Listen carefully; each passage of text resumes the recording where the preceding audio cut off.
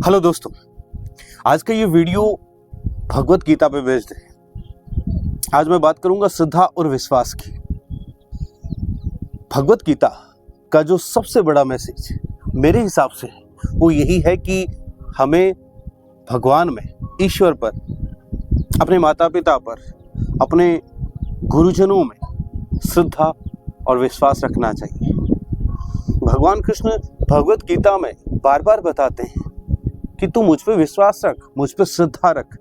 श्रद्धा, असली वाली श्रद्धा, सिर्फ दिखावे की श्रद्धा नहीं कि तू मुझ पे श्रद्धा रख, सब कुछ मैं कर दूंगा।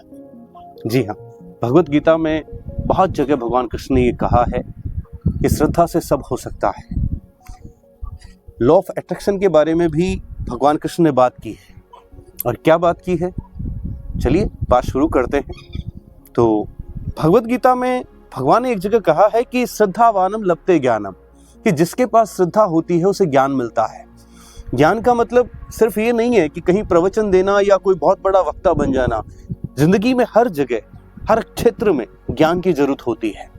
आज कोई भी काम करना, चाहे हमें करियर में आगे बढ़ना हो, चाहे हमें रिलेशन में को मेंटेन करना हो, चाहे हमें पैसा मैनेज करना हो, पैसा अर्न करना हो, चाहे इवन सोसाइटी में बैठना हो, हर जगह उस फील्ड से संबंधित ज्ञान की जरूरत होती है। और वो सही ज्ञान तब आता है जब हम किसी सही गुरु में श्रद्धा रखते हैं, विश्वास रखते हैं, आदर सत्कार सम्मान स्नेह रखते हैं, या फिर ईश्वर में विश्वास रखते हैं, उसमें श्रद्धा रखते हैं। तो जरूरी है कि श्रद्धावान को ही ज्ञान मिलता है। तो हर चीज का जो सही ज्ञान है वो जब भगवान को हम अपना मानते हैं, भगवान में सच्ची श्रद्धा रखते हैं। आज श्रद्धा का हमारे लिए मतलब क्या हो गया है पता है? चाहे वो भक्ति हो चाहे रिलेशन हो।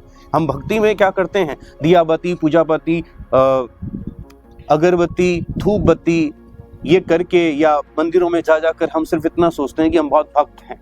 लेकिन वही रिलेशन में किसी की मुंह पे प्रशंसा करके, उसको 2 गिफ्ट दे के उसको हम रिझाने की कोशिश करते हैं, जबकि अंदर से उसके लिए कोई प्रेम नहीं है। सो चाहे भक्ति हो चाहे रिलेशन हो, यहाँ भक्ति में भी तो हम रिलेशन ही रख रहे हैं वो भगवान से। वो बाहर से दिखाने से कुछ नहीं होता है। जब तक अंदर खालीपन है, अंदर श्रद्धा और विश्वास नहीं है, तो सामने वाले तक वो वाइब्रेशन नहीं पहुंचते और उसका हमें विश्वास, उसका हमें फायदा नहीं मिलता है। श्रद्धा और विश्वास के बिना हम अपनी तरफ से किसी का फायदा उठा सकते हैं, लेकिन सही मायने में हमें फायदा मिलता नहीं। इसलिए भगवान कहते हैं कि तू मुझ में असली श्रद्धा रख, विश्वास रख। और जो मुझ में श्रद्धा और विश्वास रखता है उनके लिए भगवान ने कहा है कि सर्वधर्मान् परित्यज्य मामेक शरणं व्रज, मामेक शरणं व्रज अहम त्वां सर्व पापेभ्यो मोक्षयिष्यामि मा शुचः। भगवान कृष्ण ने अर्जुन से कहा है कि तू सब कुछ छोड़ छाड़ के मुझ पे एक श्रद्धा कर ले, विश्वास कर ले, मुझ पर निर्भर हो जा, बाकी मैं देख लूंगा। आज हमें जरूरत है कि हर काम में, चाहे हम किसी भी छोटे से लेकर बड़ा काम करें ना, उसको सौंप के काम करें, उसको याद करके काम करें। जब भगवान दिमाग में रहते हैं ना, तो गलत काम वैसे भी नहीं होता है। और बची बात परिणामों की, वैसे भी हमारे हाथ में नहीं है, वो वैसे भी ऊपर वाले की हाथ में। तो जब हम उनको याद करके काम करते हैं तो सारे काम अपने आप ही ठीक होते हैं। बस सरेंडर करने की जरूरत है, उन पर श्रद्धा रखने की जरूरत है, विश्वास रखने की जरूरत है, और वो भी सच्ची वाली श्रद्धा। ये नहीं कि बाहर से तो हम कह रहे हैं कि हे भगवान हमारे काम बना देना, ये अंदर में बात बात पर डर रहे हैं। जब बात बात में डर है और संदेह है तो फिर विश्वास कैसा है? विश्वास का मतलब ये है कि आप जितनी तैयारी कर सकते हो, हर काम के बारे में बात कर सकते हो, आप जितना कुछ कर सकते हो उतना करो, लेकिन साथ में भगवान का आसरा लेके, भगवान को याद करके, और फिर उस पर छोड़ दो। कर्म आपके हाथ में है, रिजल्ट आपके हाथ में नहीं है, तो कर्मों में जितनी मेहनत करनी है, जितना दिमाग लगाना है लगाओ ना, उसको याद करके फिर उन पे छोड़ना सीखो, श्रद्धा वास्तव में करना सीखो। मैं पूजा विधि या जो चीजें मार्केट में दिखती है, लोगों को दिखती है, मैं वो करने की मना नहीं कर रहा हूं, लेकिन सही मायने में अंदर से श्रद्धा और विश्वास का होना सबसे ज्यादा जरूरी चीज है इसमें। जब जितना ज्यादा श्रद्धा और विश्वास, आज हम जब किसी स्पेसिफिक फील्ड के गुरु से हम कुछ सीखना चाहते हैं, जैसे मान लो क्रिकेट के गुरु से क्रिकेट सीखना है, या केमिस्ट्री के गुरु से केमिस्ट्री सीखना है, या फिर चेस के गुरु से चेस सीखना है, तो उसका रूल यही है कि हमारा उसमें विश्वास कितना, श्रद्धा कितनी है, सम्मान कितना, उससे स्नेह कितना रखते हैं। जब सच्चा समर्पण होता है उनके प्रति, तो वो टैलेंट हमारे अंदर जागने लगता है, उनकी पर्सनैलिटी का असर हम पे पड़ता है। तो सोचो, जब हम ईश्वर पर विश्वास करते हैं तो उनका हम पे कितना असर पड़ेगा, जो सबसे ज्यादा वाइब्रेशन लिए बैठे हैं, जिनके पास सबसे ज्यादा वाइब्रेशन, जब उन पे हम सच्ची श्रद्धा करेंगे, सच्चा वाला विश्वास करेंगे, तो क्या हमारी लाइफ नहीं बदलेगी? क्या हमारे जीवन में प्रभाव नहीं पड़ेगा? इसलिए मानना जरूरी है।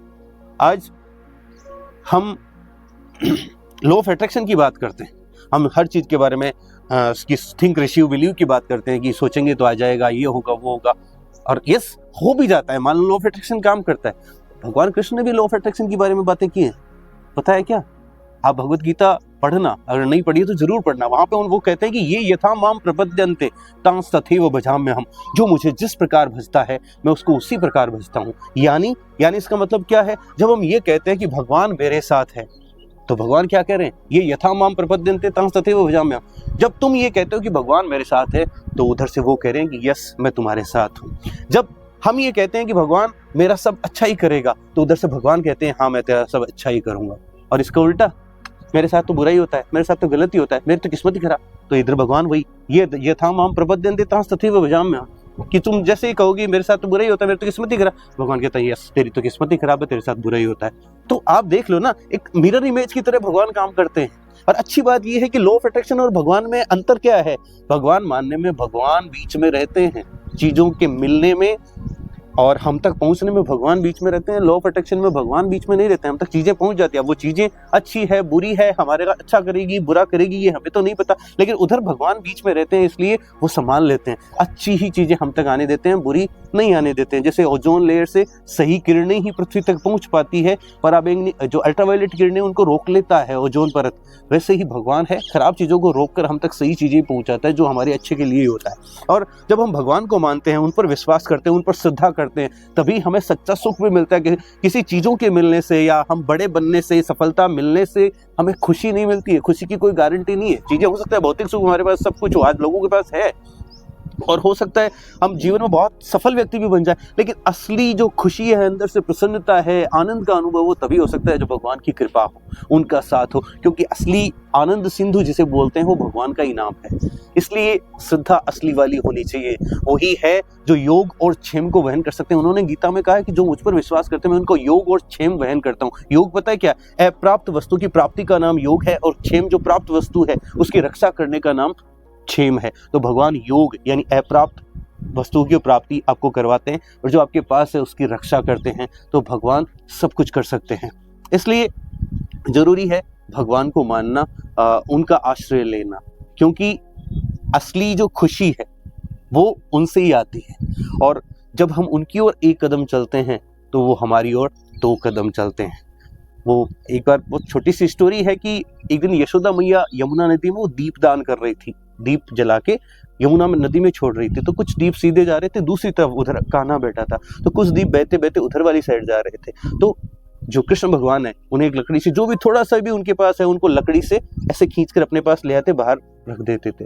तो यशोदा मैया ने कहा कि अरे कान्हा क्या कर रहा है? कि माँ जो मेरे पास जो आ रहा है ना जो दीप, तो उसको मैं बाहर लाकर छोड़ रहा हूँ, उसको मैं डूबने से बचा रहा हूँ। तो यशोदा मैया ने कहा किस को बचाएगा तू? तो कान्हा ने कहा माँ सबका ठेका नहीं ले रखा है, जो जो मेरे पास आएगा मैं उसको तो बचाऊंगा, उसको तो बुझने से रोकूंगा, उसको तो डूबने से रोकूंगा। तो जब हम भगवान की शरण में जाते हैं, उन पर सच्चा वाला श्रद्धा और विश्वास करते हैं, दिखावे वाली नहीं, तो यकीन मानो सब संभव हो जाता है, हमारे सारे काम बन जाते हैं, हर जगह सब कुछ अपने आप ठीक हो जाता है। अगर कुछ गलत भी हो जाता है तो वो ठीक करने वाला बैठा है ना। जब महाभारत में 5 पांडवों को 11 अक्षौणी सेना के सामने, उनकी 7 अक्षौणी सेना के सामने, 11 अक्षौणी सेना के सामने 7 अक्षौणी सेना को भिड़ाकर बड़े बड़े योद्धाओं से लड़ाकर वो जिता सकता है, तो क्या हमें अपनी लाइफ का युद्ध नहीं जिता सकता? क्या हमारे साथ सब कुछ अच्छा नहीं हो सकता? इसलिए जरूरी है श्रद्धा और विश्वास का होना, चाहे वो अपने गुरु में हो, चाहे माता पिता में हो, भगवान में हो, सब में होना चाहिए। जब जिन गुरुओं से हम सीख रहे हैं उनमें श्रद्धा और विश्वास नहीं होना चाहिए, सच्चे वाली वाइब्रेशन निकलनी चाहिए उनके लिए, कि सामने दिखाने के लिए कुछ नहीं, कि सामने दिखाने के लिए तो sir you are very talented, sir हम आपसे सीख रहे हैं, बाहर से जाकर उनकी बुराइयां कर रहे हैं, उनका मजाक उड़ा रहे हैं। नहीं, ऐसे ही माता पिता के केस में कि या फिर रिलेशन के केस में, रिलेशन वही निपटा है जहाँ पे सच्चे वाइब्रेशन निकलते हैं और वो अपने आप पहुंच जाते हैं। वहाँ पे आपको हो सकता है दिखाने की जरूरत भी ना पड़े, सामने वाले तक वाइब्रेशन पहुंच जाते हैं। इसलिए चाहे रिलेशन हो, चाहे माता पिता से सच्चा वाला फायदा उठाना, तो उनकी सच्ची भक्ति, उनके अंदर सच्चा प्रेम, किसी रिलेशन में सच्चा प्रेम, गुरु से असली हुनर प्राप्त करना हो तो उनके लिए सच्चा रिस्पेक्ट होना चाहिए, और जो सबसे बड़ा रिस्पेक्ट है वो ईश्वर के लिए होना चाहिए। श्रद्धा और विश्वास से सब कुछ बनता है। इसलिए आज का ये टॉपिक अगर आपको समझ में आया हो तो वीडियो को लाइक कीजिएगा, चैनल को अभी तक सब्सक्राइब नहीं किया तो प्लीज चैनल को सब्सक्राइब कीजिएगा, ताकि ऐसे ही और कंटेंट मैं आप तक पहुंचाता रहूं, और वीडियो पसंद आया तो शेयर कीजिएगा। Thank you.